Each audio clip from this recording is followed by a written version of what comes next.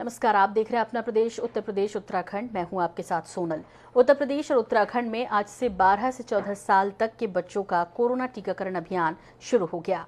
लखनऊ में स्वास्थ्य विभाग ने इसके लिए फिलहाल 2 केंद्र बनाए।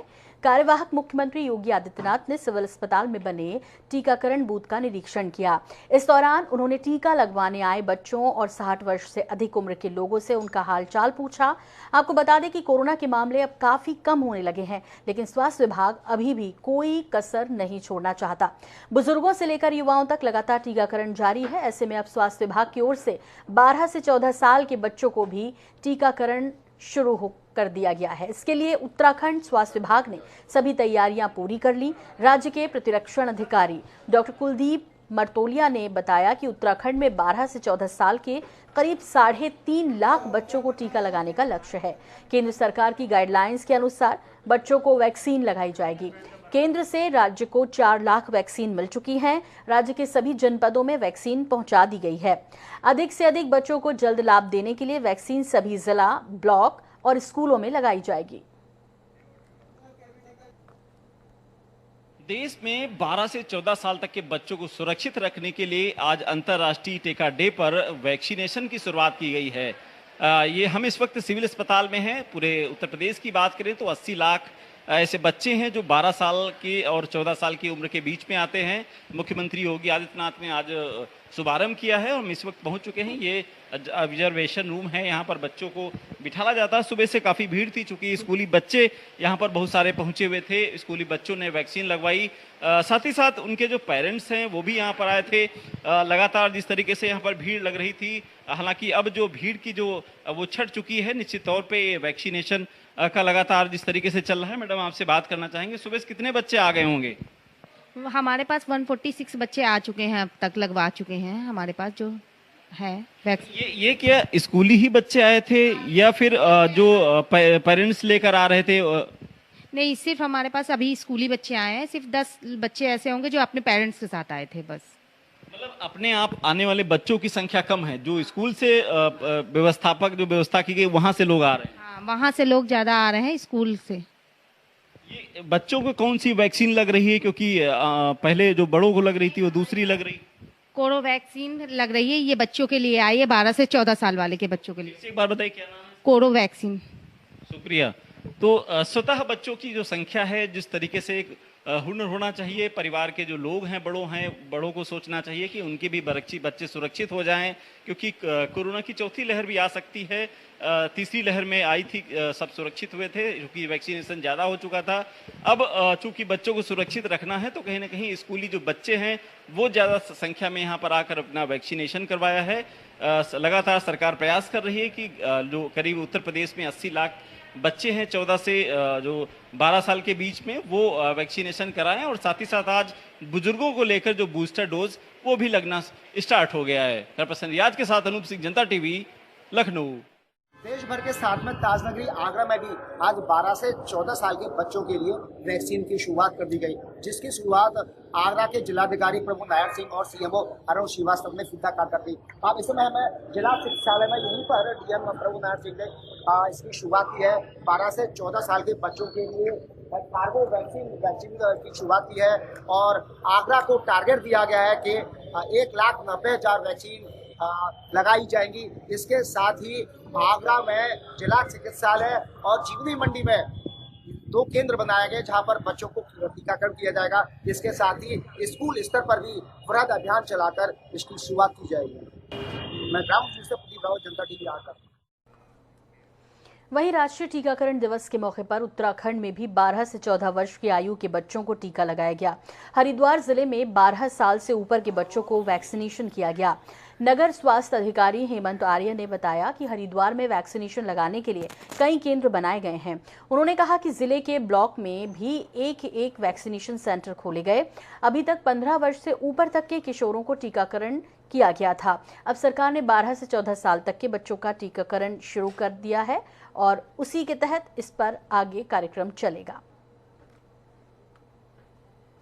देखिए, आज 16 मार्च 2022 को राष्ट्रीय टीकाकरण दिवस के रूप में मनाए जाने हेतु जैसे दिशा निर्देश प्राप्त हुए हैं, इसमें हम ख़ास तौर पे जो हमारी महिला कार्यकर्ती हैं जिन्होंने वैक्सीनेशन में, टीकाकरण में बहुत महत्वपूर्ण योगदान दिया है, और आशा कार्यकर्ती है जिन्होंने कोई भी टीकाकरण कार्यक्रम हो, चाहे पल्स पोलियो हो, चाहे कोविड टीकाकरण हो, उनको भी हम लोग आज सम्मान देंगे। और सबसे खुशी की बात यह है कि आज 12 से 14 वर्ष की आयु के बच्चों का टीकाकरण शुरू किया जा रहा है, और इसमें जो है कॉर्बीवैक्स नामक वैक्सीन जो है उसका इस्तेमाल किया जा रहा है, और ये ही 2 डोजेज इसकी लगेंगी, और इसमें 28 साल के अंतराल में इनका इस्तेमाल किया जाएगा।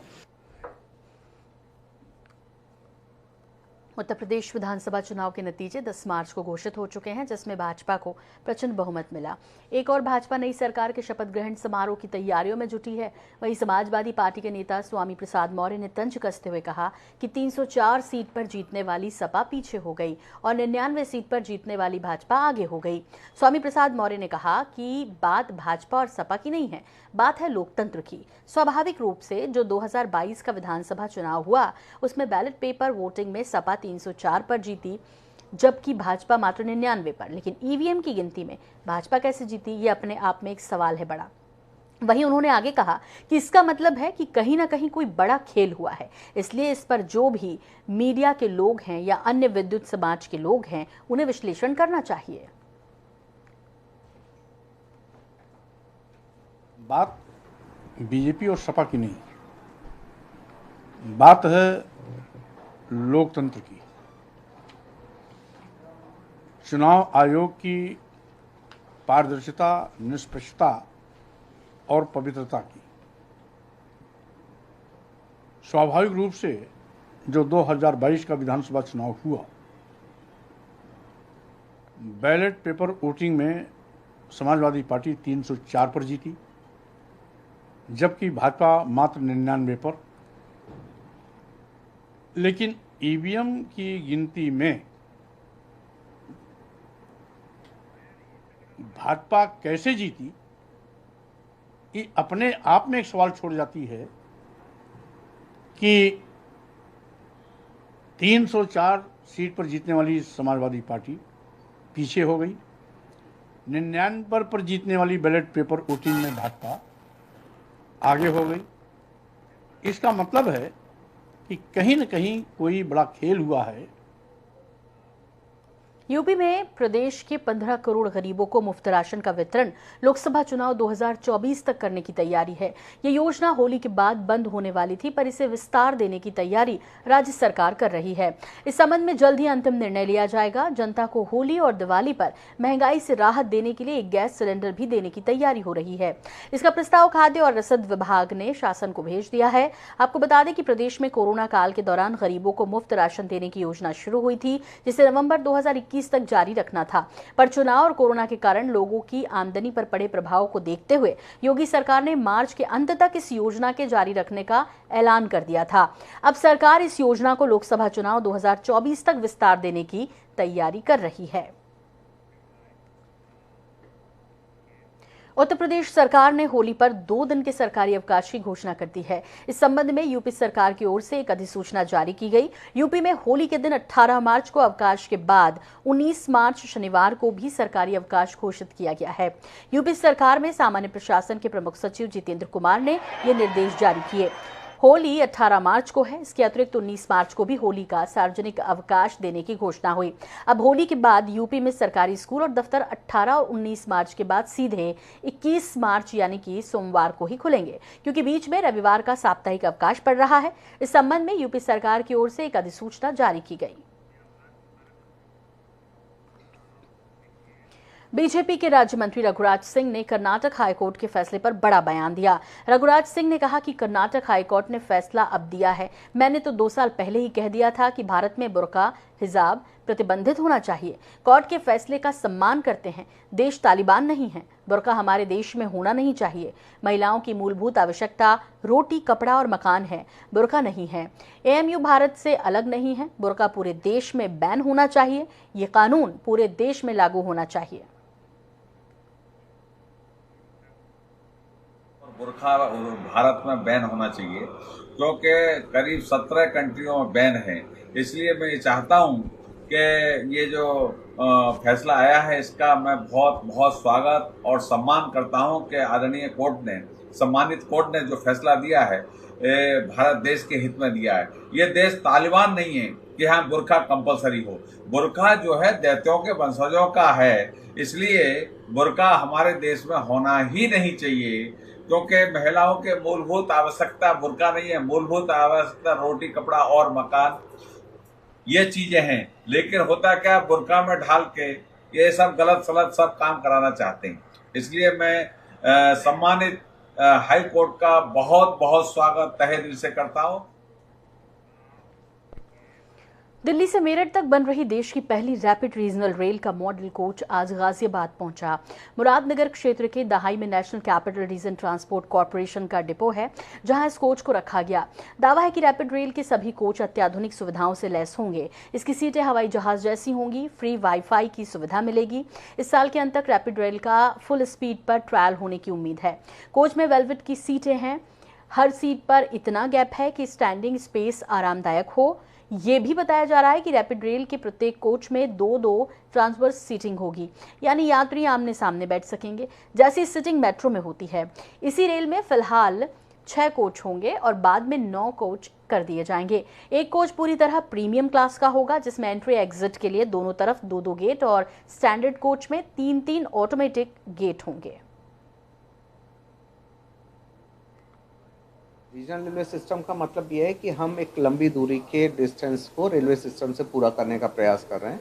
लगभग 50 से 100 किलोमीटर का डिस्टेंस अगर आपको जाना है, अभी या तो हमारे पास बस है या इंडियन रेलवे की ट्रेन्स हैं, वो एक फिक्स समय पे चलती हैं, लेकिन across the cities, across the states वो सुविधा उपलब्ध नहीं होती है।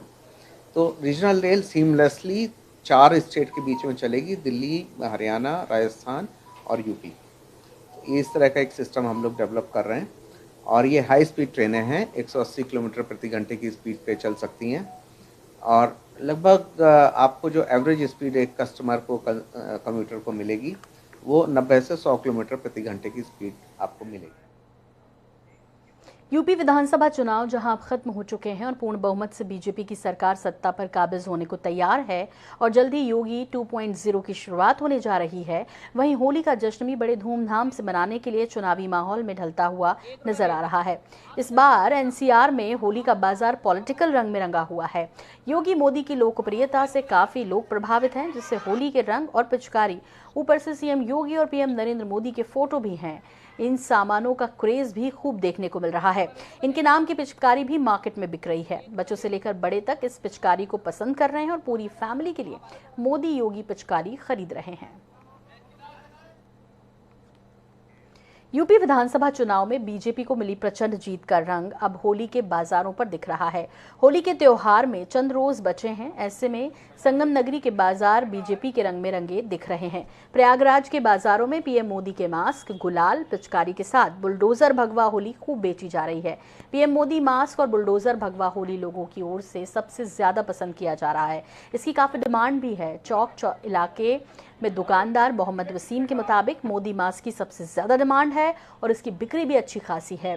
पिछले 2 साल से होली के त्योहार पर जहां कोरोना का साया था, वहीं पिछले 2 सालों की तुलना में इस बार बीजेपी की जीत से होली के त्योहार का कारोबार भी खूब चल पड़ा है। होली के बाजार में मोदी पिचकारी और केसरिया रंग की भी अच्छी खासी डिमांड है। रामपुर में अन्य स्थानों की तरह ही होली का पावन पर्व बड़े हर्षोल्लास के साथ मनाया जाता है। लोग गिले शिकवे भुलाकर एक दूसरे को गले लगाते हैं, गुलाल उड़ाते हैं, गुजिया खिलाते हैं। ये परंपरा वर्षों से चली आ रही है और इसकी एक और मिसाल भी है। हर साल होली से 2 या 3 दिन पहले भी ये देखने को मिलती है, जहां पर हिंदू और मुस्लिम समुदाय के लोग आपस में मिलजुल कर फूलों की होली खेलते हैं और एक दूसरे को गुलाल भी लगाते हैं। दर्जनों हिंदू और मुस्लिमों ने पहले तो एक दूसरे के ऊपर फूल उड़ाए, फिर उसके बाद रंग गुलाल लगाया। हिंदू मुस्लिम के बीच कायम भाईचारे को लेकर लोगों में आकर्षण का केंद्र हमेशा रहता है। फूलों की होली में पुरुषों के साथ ही महिलाओं ने भी हिस्सा लिया।